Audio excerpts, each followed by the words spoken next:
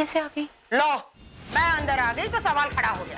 जबकि इस दोगली ने अंदर बिठाकर इसकी मीठी मीठी बातें सुनकर तू तो बड़ी खुश हो रही थी।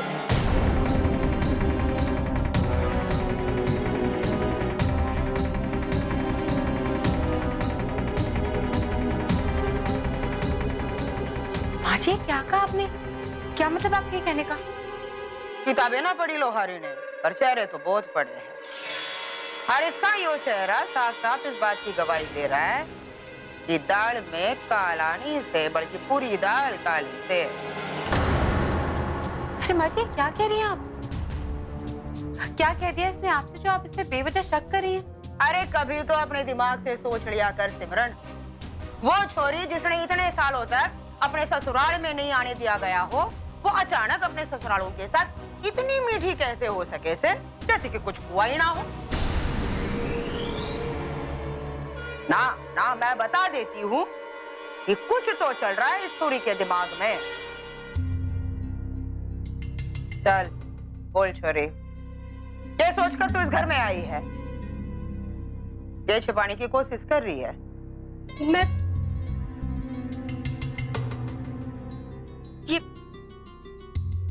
ये छुपा रही हूँ। और कुछ ना है हमारे पास। देख, मन ने बेवकूफ बनाने की कोशिश ना कर। सीधी तरह से बता दे सच के। कसम से बुआ जी, यही से हमारा सच। मैं तो ये सोच कर आई थी कि जिस दिन ससुराल में कदम रखूंगी उसी दिन से सबका दिल जीतने की कोशिश करूंगी। इतनी मुश्किल से मुझे यहाँ आने मिला है, मैं दोबारा अपने ससुराल ने ना खोना चाहूं। इसलिए ये बर्फी मैं अपने साथ साथ लेकर घूमूं, ताकि जिससे बात करूं मिठास से करूं। लो आप भी खाओ और हमारे पर शक मत करो, बल्कि अपना हाथ हमारे सर पर रख दो।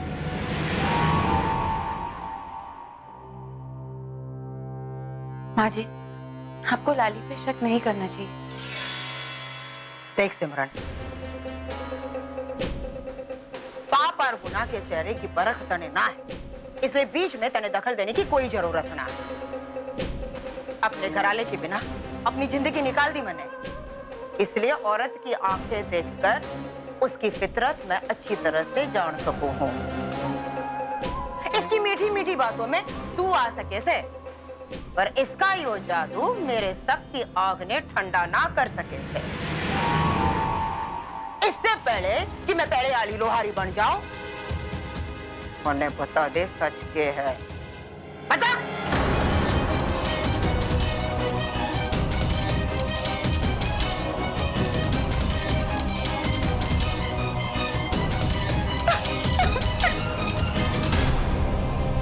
ये क्या किया आपने माँ जी?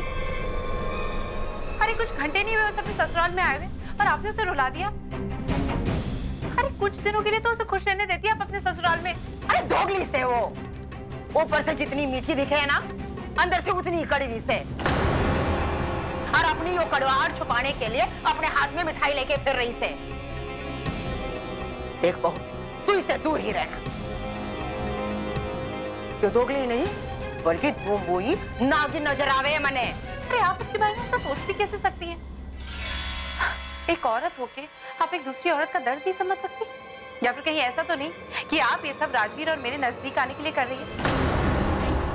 लाली को नीचा दिखाकर कहीं आप ये तो नहीं जता रही कि आप हमारे बारे में कितना सोचती हैं?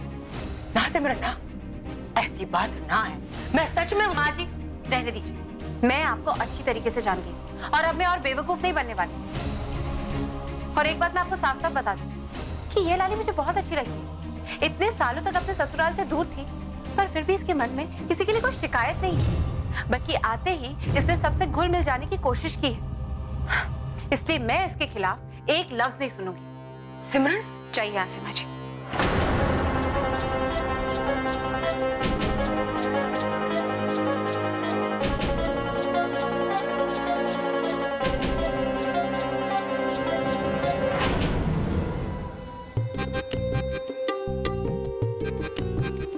भगवान कसम, मुझे यकीन ही नहीं हो रहा कि मेरी लाली हमारे पास आ गई।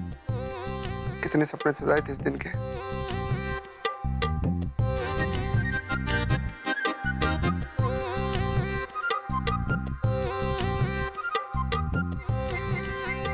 आज की रात वो रात है जिसका मैंने बरसों से इंतजार कर रहा था। क्या क्या सपने सजाए थे इस रात के लिए।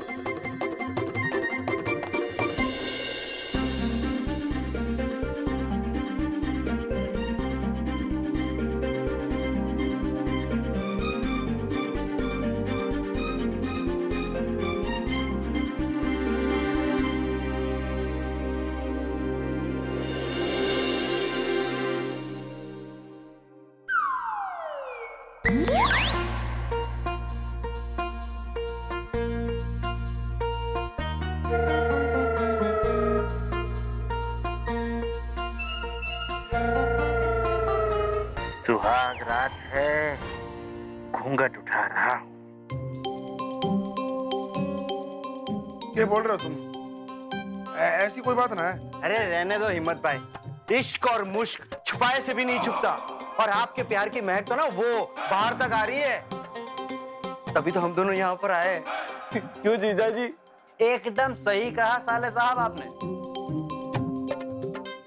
उड़ा लो मारा मजाक तुम दोनों। इस दुनिया का पहला दूल्हा होऊंगा जो ये काम सब मैं अकेले कर रहा हूँ।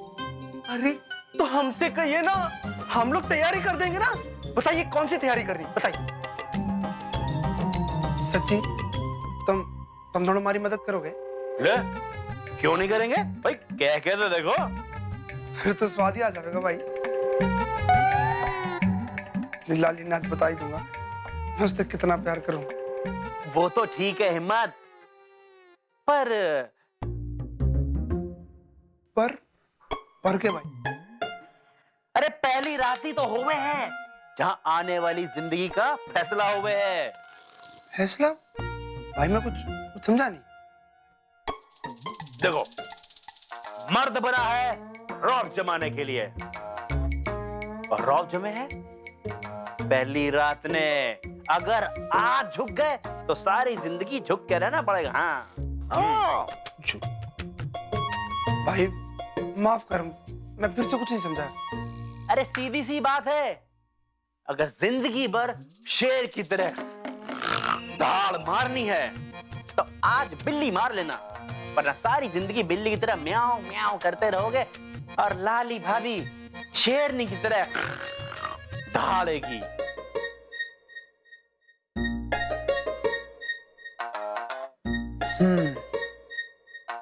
भाई तारी बात में दम तो है। अब तुम दोनों देखो क्या करूं मैं आज रात, और इस बिल्ली ने कैसे ही मारूं। सारी जिंदगी हमारे सारे पे अगर नान चली ना, ये हमारा नाम हिम्मत है। अब दिखाई ना हिम्मत इसने।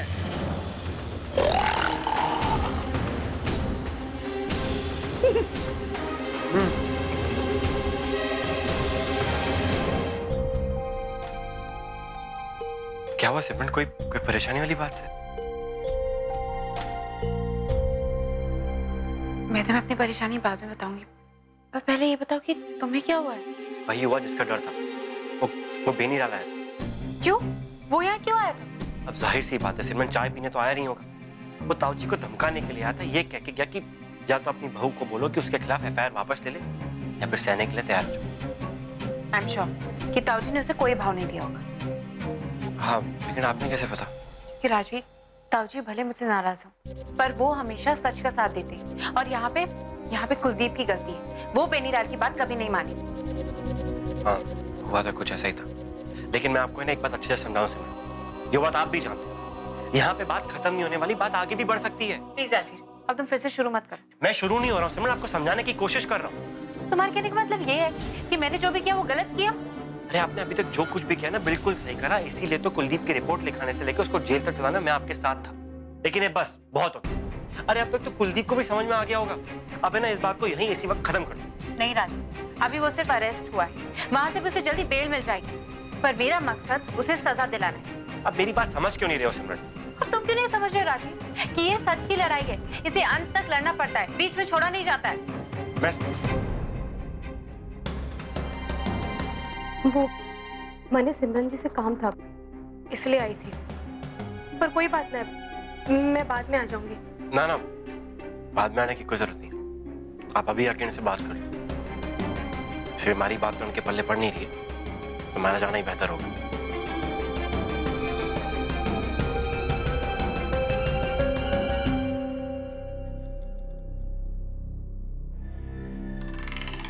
मैंने माफ कर दो, वो दरवाजा खोला था तो मैं सीधे ही आ गई और आप दोनों की बात भी सुन ली। अब जब आपने सब कुछ सुन ही दिया है, तो ये भी बता दीजिए कि मैं सही हूं या गलत।